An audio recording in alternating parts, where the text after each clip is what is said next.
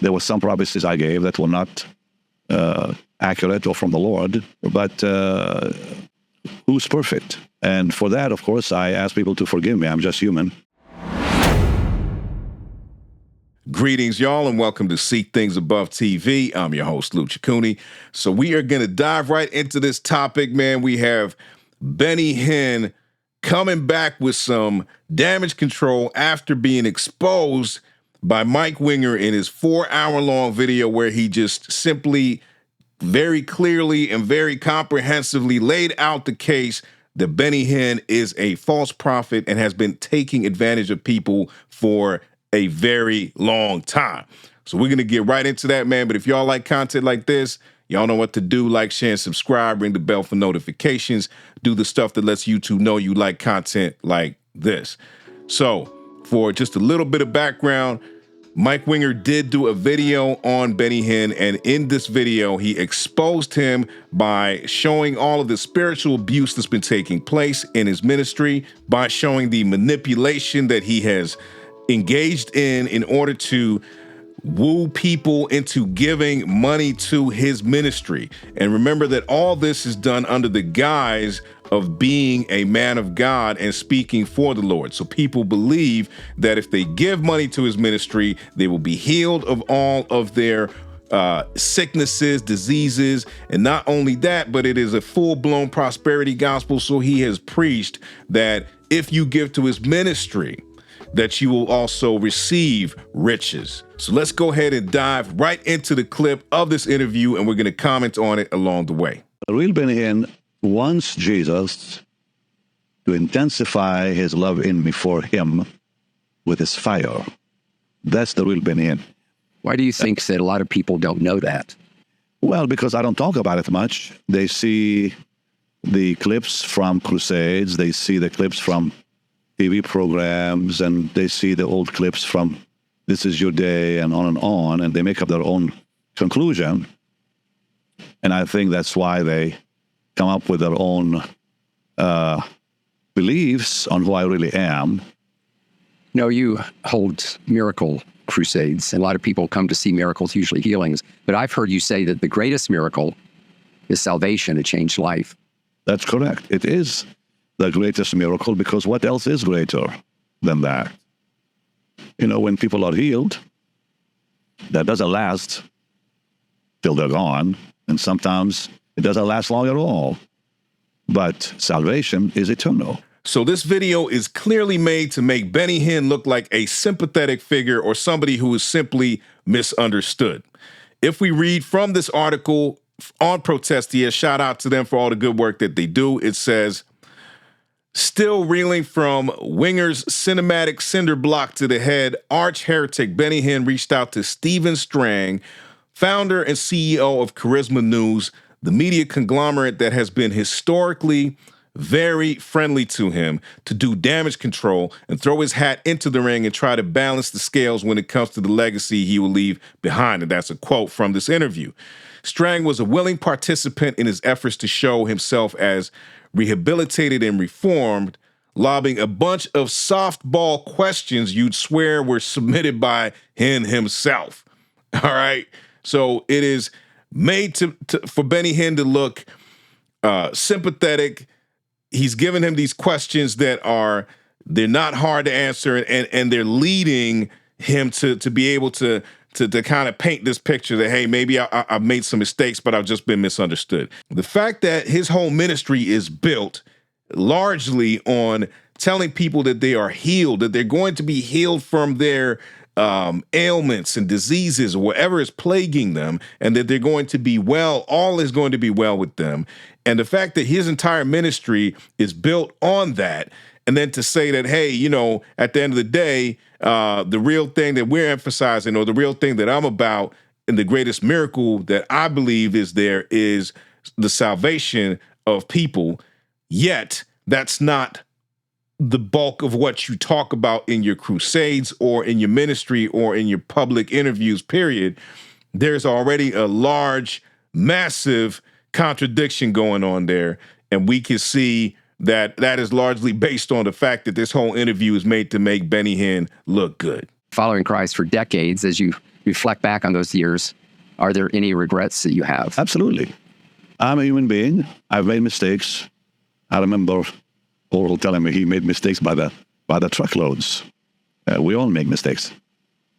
The two things I regret most in ministry: I was not too wise a number of times with prophecy.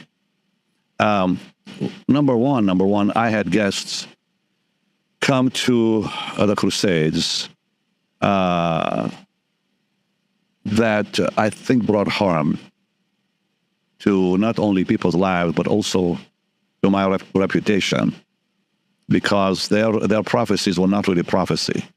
They went outside the borders of redemption, because anything that's outside redemption is not prophecy. We know, of course, that prophecy is for edification, exhortation, and comfort, but it must be within redemption. And when people come who go beyond that, we should not allow that. And sadly, I allowed it, and then I stopped. But that was years ago when I stopped. So the first thing Benny Hinn regrets is having people that were on his programs or he was involved with in these crusades that were speaking prophecies that weren't really prophecies. They were outside of redemption, as he says. That's the words that he uses.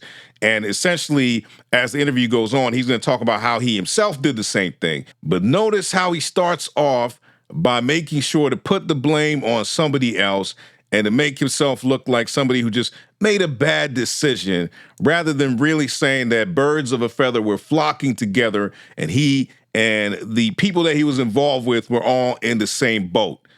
So instead of doing that, he's trying to make it look like, man, I didn't really know too much about what I was doing and I was just involved with these folks, which is a bunch of baloney. And then there were times when I thought God had showed me something that he wasn't showing me, and I spoke it out. But in 1 Corinthians 13, we see very clearly that we all prophesy in part. That means we don't see the full picture. And sadly, and I wish I can go back and fix it, but sadly, there were some prophecies I gave that were not accurate or from the Lord. But who's perfect? And for that, of course, I ask people to forgive me. I'm just human and made mistakes like that. And I'll probably make them again, I suppose, down the road, because I'm not perfect. We will be perfect one day when we're with the Lord. As long as we're in this body that's imperfect, we're not going to make perfect decisions and even say the things we need to say or should say. But, it's sad when people focus on the times you missed it. But that's just, the way it is. Yet there were times when I did not miss it. There is no category for a prophet in Scripture to sometimes get things right and sometimes get things wrong and still be called a true prophet of God. It just does not happen. In fact, what we see is the opposite. Let's go ahead and jump right into Deuteronomy 18. So Deuteronomy 18:20 makes it very clear for us. But the prophet who presumes to speak a word in my name that I have not commanded him to speak, or who speaks in the name of other gods, that same prophet shall die. And if you say in your heart, how may we know the word that the Lord has not spoken? When a prophet speaks in the name of the Lord, if the word does not come to pass or come true, that is a word that the Lord has not spoken. The prophet has spoken it presumptuously. You need not be afraid of him. So we see clearly that there is no room for somebody to make a false prophecy and then claim that they simply got it wrong and that person to still be speaking from God. The scriptures do not agree with that, period. We can even go further. Now, notice how he mentions 1 Corinthians 13. Now, no matter what side of the theological fence you land on as far as spiritual gifts, if you read this passage, you can clearly see that it doesn't go with what Benny Hinn is trying to say. So I'll go from verse 8, and it says, love never ends. As for prophecies, they will pass away. As for tongues, they will cease. As for knowledge, it will pass away. This is verse 9. For we know in part and we prophesy in part, but when the perfect comes, the partial will pass away. When this text mentions the partial or knowing in part, it is not suggesting that you can get things wrong. that we know, in knowing in part somehow means that there is going to be error in what you know. That is not being supported at all by this text. You cannot see that there. Instead, what it is pointing to is the fact that because we are on this side of the cross, we're on this side of redemption, rather, that the kingdom has not been consummated, that all things have not been made new.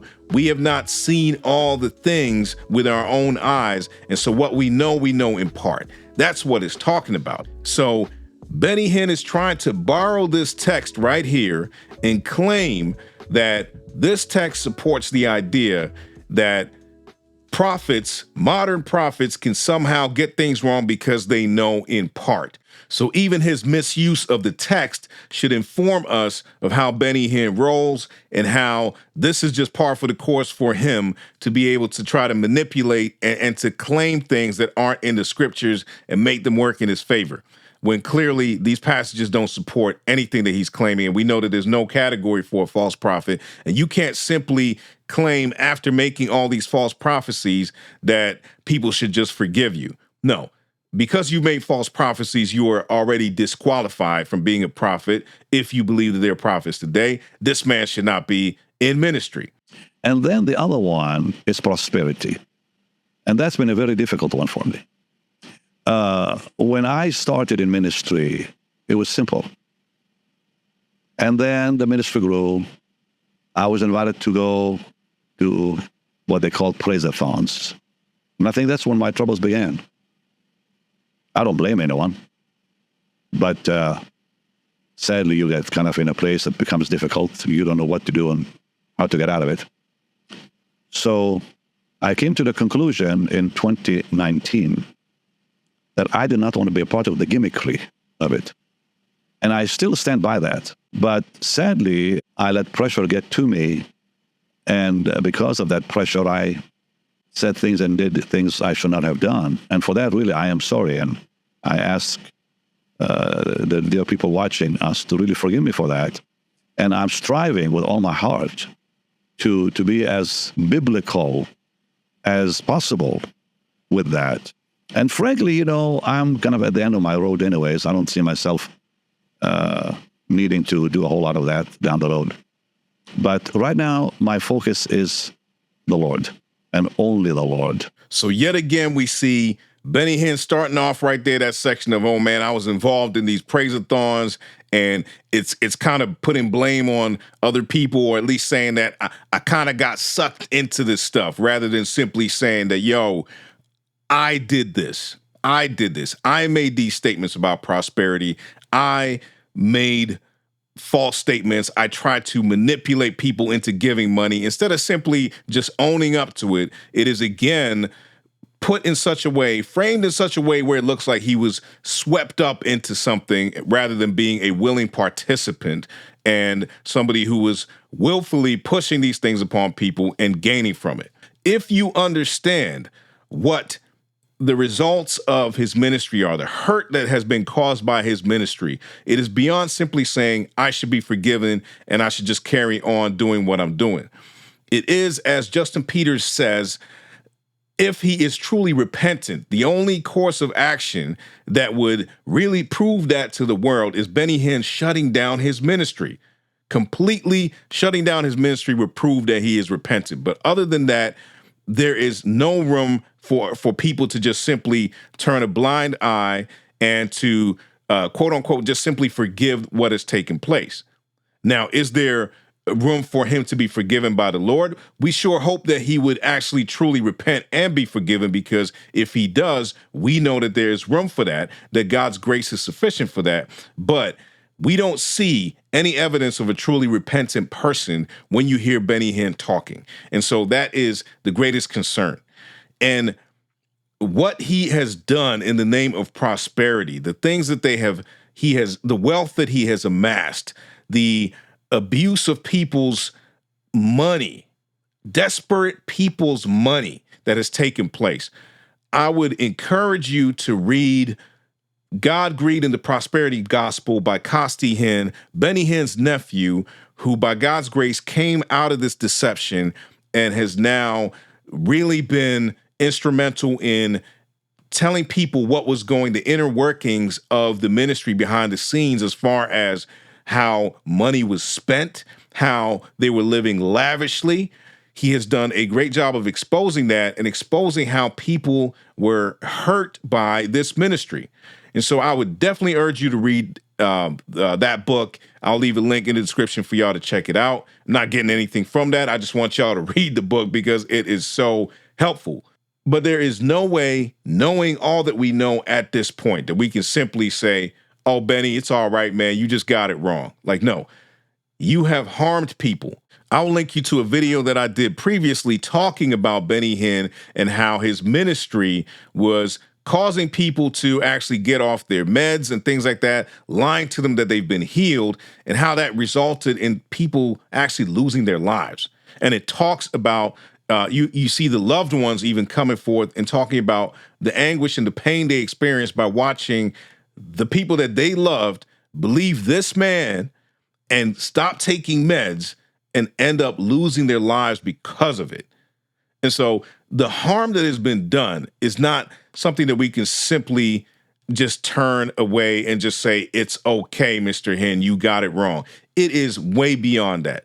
This is something that needs to be, a light needs to be shined on Benny Hinn's ministry continually by multiple people. This is a moment where, if anything, Mike Winger has really done a great job of exposing him, but many more people need to continue doing this. This conversation should not go quiet, because this is a moment where a false prophet, a man who is a master manipulator, a man who has taken advantage of innocent people, desperate people, is being exposed for the fraud that he is.